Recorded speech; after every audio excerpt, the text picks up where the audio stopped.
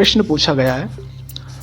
मेरी मनोस्थिति अभी यह है कि ना ही मुझे संसार में फैले हुए इस जाल का ज्ञान है, ना ही मुझे ये पता चल पा रहा है कि मुझे कितना दर्द में, कितने बंधनों में हूँ, और ना ही मुझे गुरु के वचनों की पूरी बात समझ है, ना ही गुरु के वचनों की मुझे समझ है जो गुरु मुझे समझाना चाहते हैं।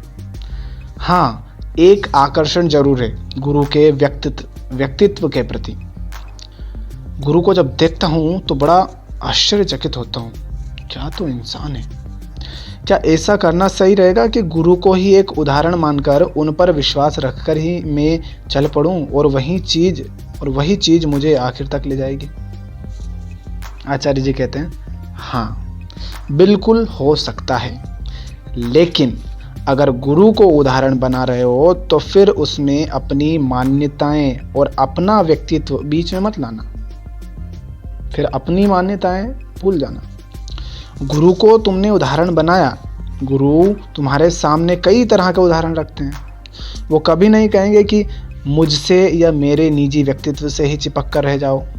वो तुमसे सब चांद तारों की बात करेंगे, उनकी ओर भी देखना, क्योंकि कई बार इसमें हमारा स्वार्थ भी छुपा होता है कि बस हम गुरु नामक एक ही व्यक्ति की ओर देखें।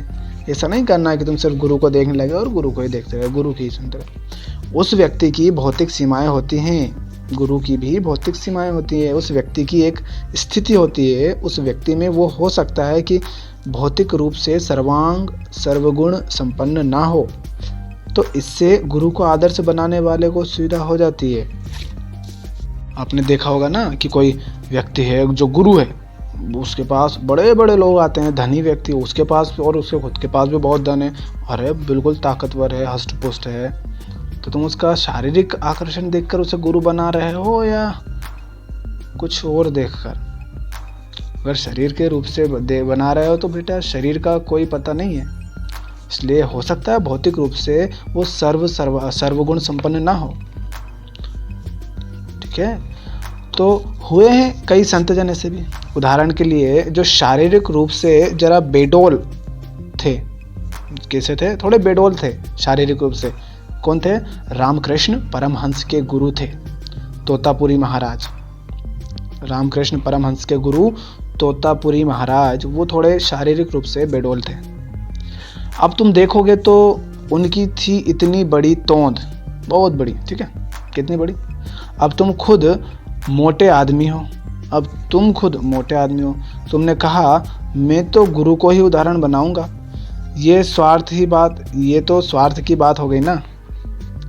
तुमने गुरु पकड़ा ही इस दृष्टि से है कि जलेबियाँ चलती रहेंगी, क्योंकि गुरु भी मोटे हैं और मैं भी मोटा हूँ, तो मुझे मेहनत नहीं करनी पड़ेगी ना कि अपने आप को पतला करूँ। तो तुमने तो गुरु वैसे ही बना लिया जो अपने ही जैसा है, फिर क्या फायदा उसका।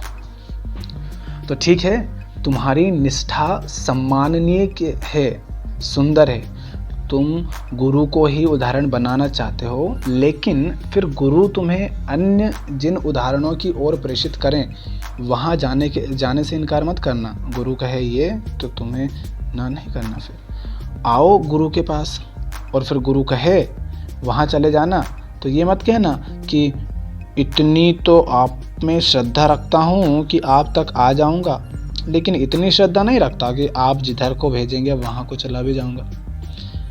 ये बात बेईमानी की हो गई। गुरु के पास आ रहे हो अगर, तो गुरु दूर भी भेजे तो दूर चले जाओ, जिस दिशा भेजे उस दिशा चले जाओ। ये मत पूछो कि मिलेगा क्या। ठीक है।